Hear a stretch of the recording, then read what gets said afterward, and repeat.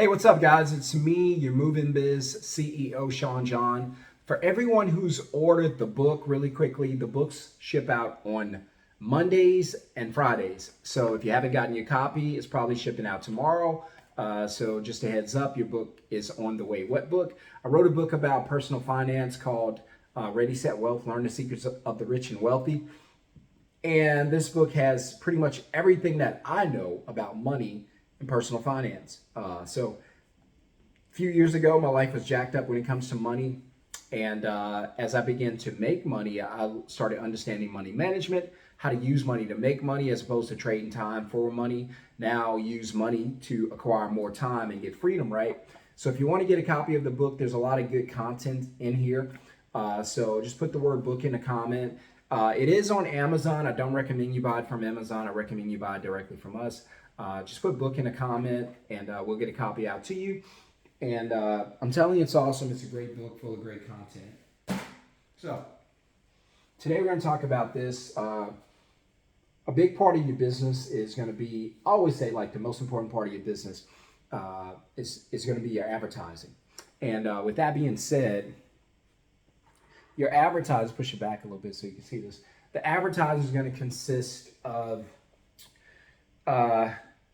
what you do to reach your target audience.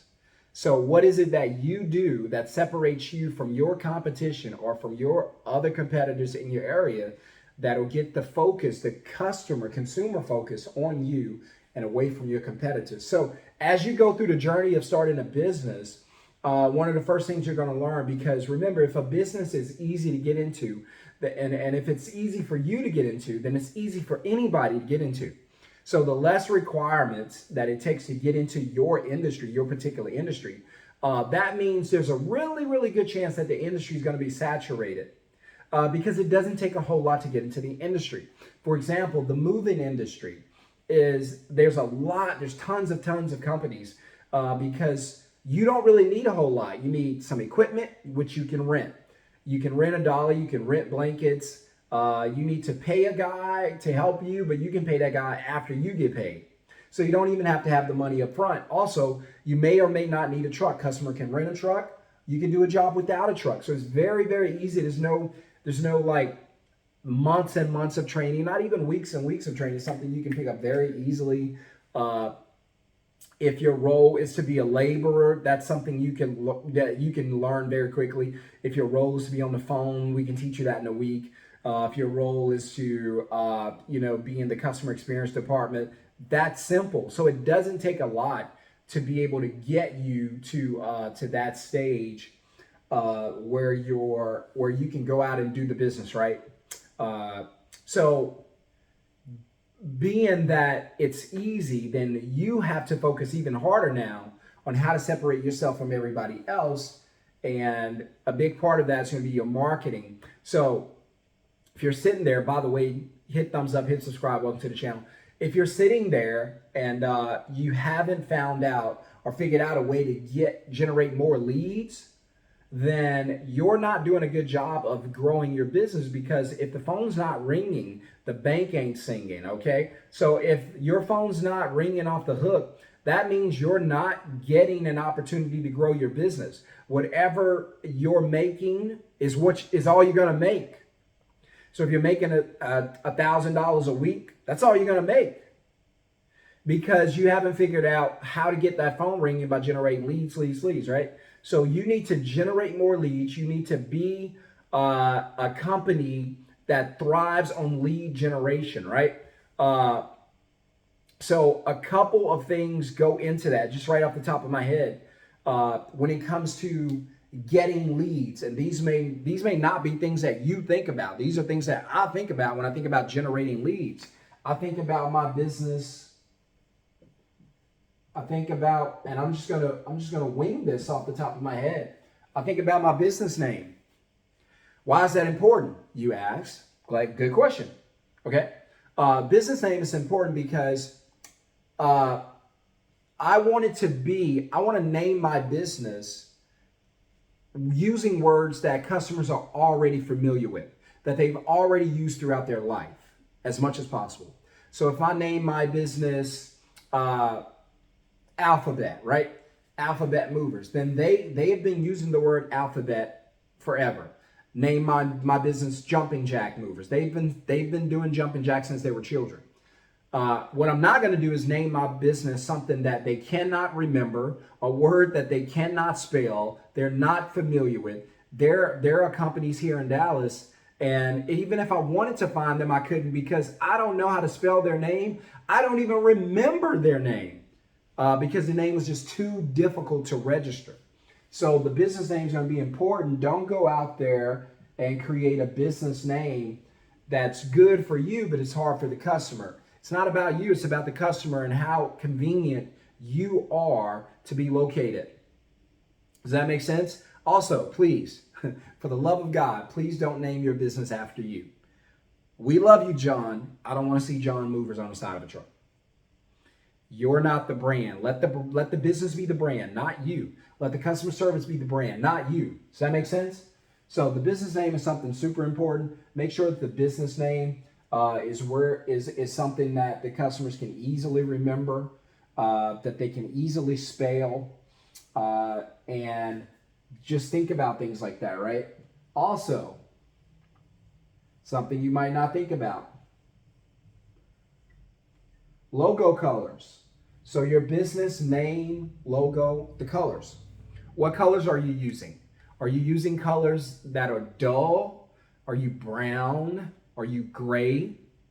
You know, are you using colors like that? I wouldn't use white because it gets dirty too quickly. I don't like to look at a uniform and see dirt. I know you're working hard. Customer's not going to care. They're just going to see a dirty image of you. You don't want to represent the company. I would pick colors that even if they got a little dirty, that you couldn't see it. Even if they got a little sweaty, you can't really tell. So I like dark colors. Hence, Jumping Jack Movers, for instance, being the color that we're using, right? So I like dark colors, right? So when you come to Jumping Jack Movers, what do you see? You see our logo on our hoodies. By the way, if it's cold outside and you got a crew, make sure they have hoodies and make sure you wear them everywhere that you go, right? Does that make sense? So that's a big part of getting your brand recognized. So that's a huge part of brand recognition. And sorry guys, I got a lot going on in this office, so sometimes I have to walk away because I don't have anyone editing.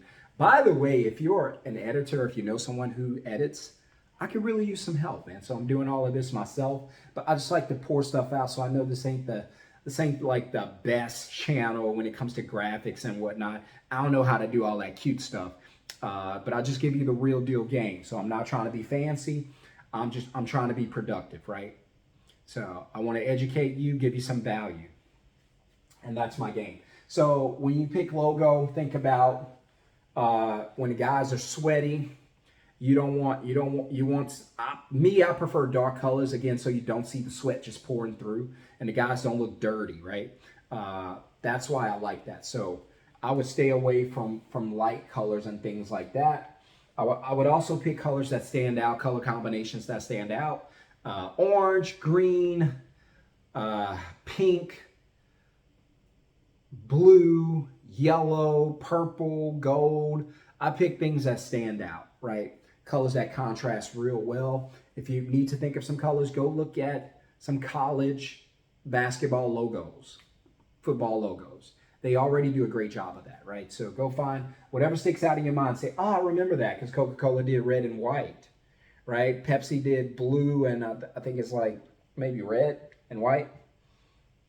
And that stuff sticks out with the colors. Because I can take the name Coca-Cola off of the can, just put the red with the stripe, and you'll already know it's Coca-Cola because they do a great job of branding, right? So, and again, I'm just winging this stuff. I don't have any of this written down. I just stopped in the middle of my day and said, hey, let me give these guys some value. That's what we're doing. So the business name is important. Don't name it after you. We don't care who you are. The customer don't care. They care about what you can provide. The logo colors, be smart about that. Pick a good contrasting colors so that people can remember you, because everything we're doing is about one thing, and that's getting customers to remember you, right? So when they're out there Your number one priority is to get them to remember and recognize you, right? To recognize your brand. So if you want to get your phone ringing, you have to have a brand that's recognizable. That can be your colors. That can even be your name, because I'm not always talking about visual. They can recognize your brand in the sense of they can remember in their subconscious that they have your business name programmed there, right?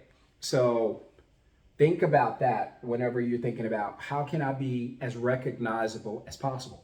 Or, there's some tips. There's some tips. And so you want to be as recognizable as possible with your brand. So that means everybody, when these guys are working, they're in uniform. When they're out there, they look good. They represent your company. When you put a truck out there, it's got to have the logo. It's got to have your company name. Even if it's not your truck, put something on the side. It's got to say who you are. And you have to think about that whenever you're trying to build a brand. So that's a huge, huge important part of a brand building. So think about that. That'll help you to generate more leads. Also, really quickly,